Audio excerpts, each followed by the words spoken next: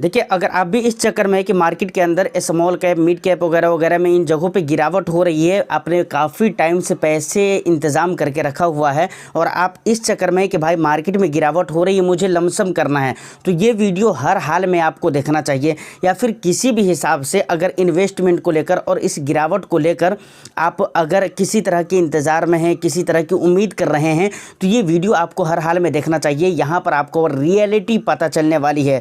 जो गलती बार बार इन्वेस्टर्स करते हैं और जिसके ऊपर बार बार मैं बातें करता हूं, वो सारी बातें आज मैं आपको डिटेल्स में बताने वाला हूं। और वो इम्पोर्टेंट बातें जो मार्केट में कन्फ्यूज़न क्रिएट हो रखा है ना, उसके ऊपर तो हम ख़ास तौर से ही बात करेंगे। और हमारी इस वीडियो का मकसद ही यही है कि अभी फ़िलहाल जो कन्फ्यूजिंग वाला मामला है मार्केट के अंदर, ये कन्फ्यूज़न लोगों के दिलों से ख़त्म हो जाए। रियलिटी क्या होती है, इन तमाम तर मुद्दों पर हम बात करेंगे। गिरावट को लेकर बात करेंगे, लमसम को लेकर बात करेंगे, उसके बाद थोड़ी बहुत बात पोर्टफोलियो वगैरह को लेकर भी हो जाएगी और पुरानी इन्वेस्टमेंट को लेकर भी होगी। तो यकीनन वीडियो बहुत ही इंटरेस्टिंग होने वाली है।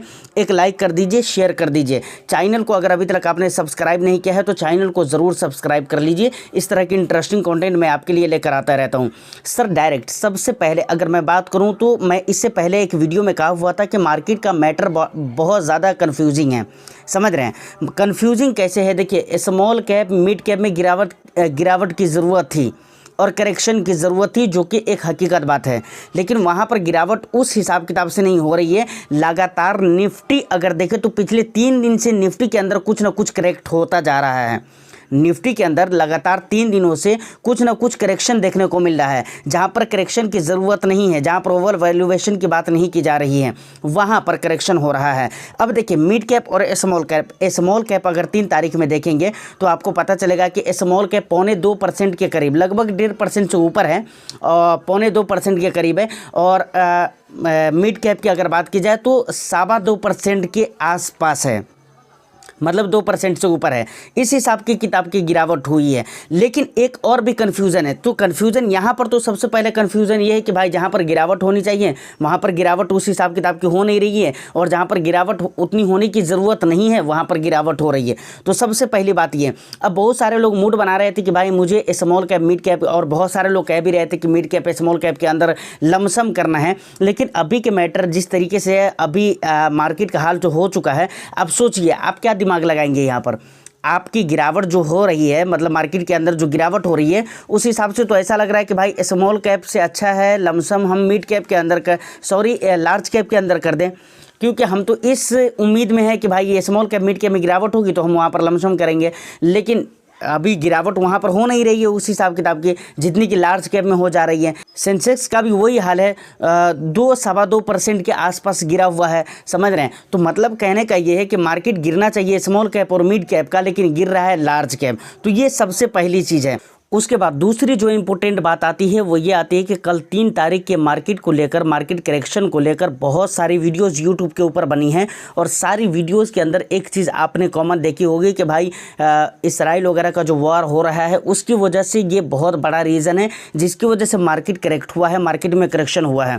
लेकिन मैं यहाँ पर कुछ नहीं कहूँगा, मैं ये नहीं कहूँगा कि ये गलत है या फिर ये सही है। लेकिन एक चीज़ मैं आपको बताता हूँ, आप देख लीजिएगा।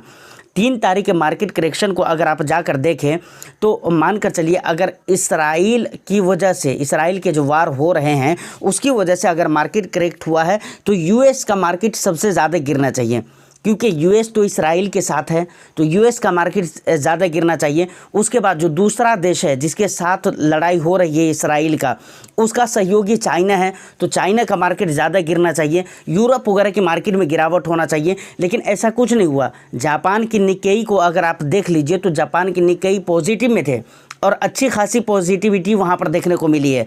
तो मेरे कहने का मतलब है कि भाई जो इसराइल का करीबी देश है, जो इसराइल का अपना लगाव वाला देश है, जैसे यूएस की अगर मैं बात करूँ तो यूएस की मार्केट में इतनी ज़्यादा करेक्शन नहीं देखने को मिली है। आप यूएस का कोई सा भी इंडेक्स उठाकर देख सकते हैं, वहाँ पर उस हिसाब किताब की गिरावट नहीं मिलेगी। चाइना का इंडेक्स उठाकर देख लीजिए, हैंग सेंग वगैरह को देख लीजिए, उसके बाद निक्केई को देख लीजिए। इसके अलावा जो भी आपको समझ में आता है, यूरोप कंट्रीज़ वगैरह की इंडाइसेस आप उठाकर देख लीजिए, तो उतनी गिरावट नहीं हुई है, जबकि गिरावट उनमें ज़्यादा होना चाहिए था। लेकिन इंडिया में ज़्यादा गिरावट हुई है। मतलब क्या है? मतलब ये है कि मेन रीज़न वार नहीं है सर, मेन रीज़न क्या है, हमारा इंडिया का ही कुछ ऐसा रीज़न है जिसकी वजह से इंडियन मार्केट में ज़्यादा गिरावट हुई है। आउट ऑफ इंडिया आप देखने की कोशिश करें तो बहुत ज़्यादा की गिरावट नहीं है। चाइना के मार्केट में तो अभी बहुत ज़्यादा मतलब हल्का वाला जो है ना रैली चल रहा है और चलने वाला है, समझ रहे हैं ना। अब लोग ये भी पूछ रहे हैं कि भाई चाइना के मार्केट में इन्वेस्टमेंट कैसे करें, तो इसके ऊपर हम कभी अलग से वीडियो बनाकर लाएंगे कि चाइना के मार्केट में इन्वेस्टमेंट कैसे कर सकते हो या आउट ऑफ इंडिया कैसे इन्वेस्टमेंट आप कर सकते हो, मतलब उसका तरीका क्या हो सकता है, फ़ायदा क्या है और उसका नुकसान क्या है, उसके ऊपर हम अलग से वीडियो लेकर आएंगे। लेकिन यहाँ पर मैं आपको कहना क्या चाह रहा हूँ, हमारे देश के अंदर ही रीज़न है जिसकी वजह से मार्केट ने ऐसा रिएक्ट किया है। और वो रीज़न क्या है, फ्यूचर एंड ऑप्शन को लेकर रीज़न है। जैसे अभी आपको मैं बताऊं, सेबी कॉन्ट्रैक्ट साइज बढ़ाने वाला है, समझ रहे, मार्जिन बढ़ेगा वगैरह वगैरह, ये सारी बातें होंगी। उसके बाद क्या कहते हैं, आपको जो डेली एक्सपायरी वगैरह मिलता है तो वो आप चीज़ें मिल नहीं पाएंगी, हफ्ते में 2 एक्सपायरी वगैरह मिलेगी। तो इस तरह से टोटल 6 रूल्स हैं जिसका जानना ज़रूरी है। मैं उस तरफ नहीं जाऊंगा, अगर कहेंगे तो डेडिकेटेड एक वीडियो मैं लाकर इस पे आपको दे दूंगा। लेकिन मेन कारण ये है जिसकी वजह से ज़्यादा गिरावट हुई, वो भी कारण है लेकिन मेन कारण नहीं है। इंडिया के अंदर जो ज़्यादा गिरावट हुई है, ज़्यादा गिरावट होने के पीछे का रीज़न मेन वो नहीं है, मेन ये है जो सेबी ने कदम उठाए हैं। तो इस बात को समझना पड़ेगा सर। अब देखिए यहाँ पर लमसम वगैरह गिरावट वगैरह को लेकर इस हिसाब किताब से लोग सोच रहे हैं कि भाई मार्केट के अंदर गिरावट होगी, हम लमसम करेंगे। तो यहाँ पर एक ही चीज़ मैं कहना चाहूँगा, देखिए कभी भी, चाहे वो थेमेटिक फंड हो, चाहे वो स्मॉल कैप हो, लार्ज कैप हो, मिड कैप हो या किसी भी कैटेगरी का फंड हो, आप हो सके तो इस बात को लिख लीजिए, नोट कर लीजिए, रिकॉर्ड कर लीजिए, जो भी करना है आपको कर लीजिए। लेकिन एक बात याद रखिएगा, आप अपने रिस्क एपिटाइट से उठकर अगर इन्वेस्टमेंट कर रहे हैं, आप अपने रिस्क प्रोफाइल को भुला दे रहे हैं रैली को देखकर, तो यकीन मानिए कल वो दिन दूर नहीं है जिस दिन आपको सिर्फ पछतावा होगा। और जो लोग आपको ये कहते हैं कि भाई अभी भयानक वाली गिरावट हो रही, जितना चाहो निवेश कर दो स्मॉल कैप में, मिड कैप में, कल के डेट में वो आपको देखने नहीं आएंगे। यही बात मैं बोला हुआ था। देखिए Motilal Oswal defence index fund के टाइम पर मैंने चिल्ला कर जब ये बोला हुआ था कि इतना ही आप निवेश करो जितना आप गिरावट के टाइम पर बर्दाश्त कर सको, तो उस टाइम वो बात किसी को याद नहीं है।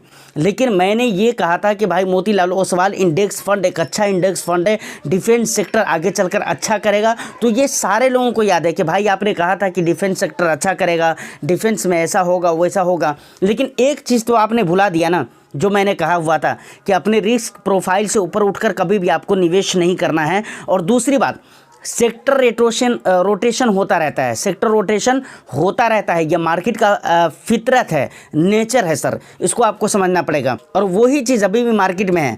देखिए मार्केट का मामला ऐसे भी बहुत ज़्यादा कन्फ्यूजिंग है, जहाँ पर गिरावट होना चाहिए वहाँ पर हो नहीं रहा, जहाँ पर नहीं होना चाहिए वहाँ पर बहुत ज़्यादा भर कर गिरावट हो रहा है मतलब जहाँ पर ज़रूरत है वहाँ पर भी हो रही है, लेकिन उतनी नहीं हो रही है जितनी एक्सपेक्टेशंस हैं, समझ रहे हैं। तो मिड कैप और स्मॉल कैप में अगर अभी आप बहुत ज़्यादा लमसम करने के मूड में कि भाई मार्केट गिर रहा है 3%, 2% या 2.5%, खूब ठूस कर पैसे लगाना है, तो नहीं, ज़रूरत नहीं है सर।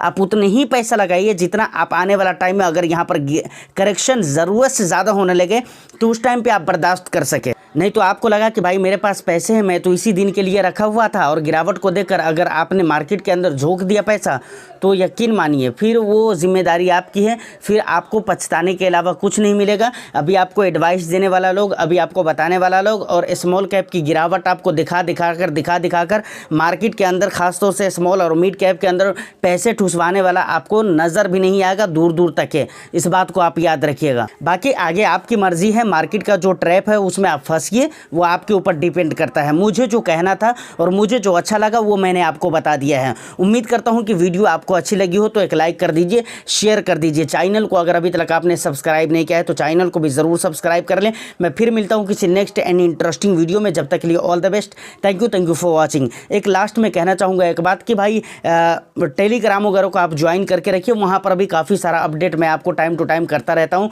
देखिए कल का जो मार्केट था, कल मैं किसी ऐसी जगह पे बिजी था कि मैं आपको बता नहीं सकता हूँ, जिसकी वजह से कल कोई इन्फॉर्मेशन आपको नहीं दे पाया, या फिर उस मार्केट कंडीशन के हिसाब से मैं कुछ ऐसा रिएक्शन अपनी तरफ से नहीं कर पाया, जिसके लिए बहुत ज़्यादा sorry, extremely sorry. All the best. Thank you for watching.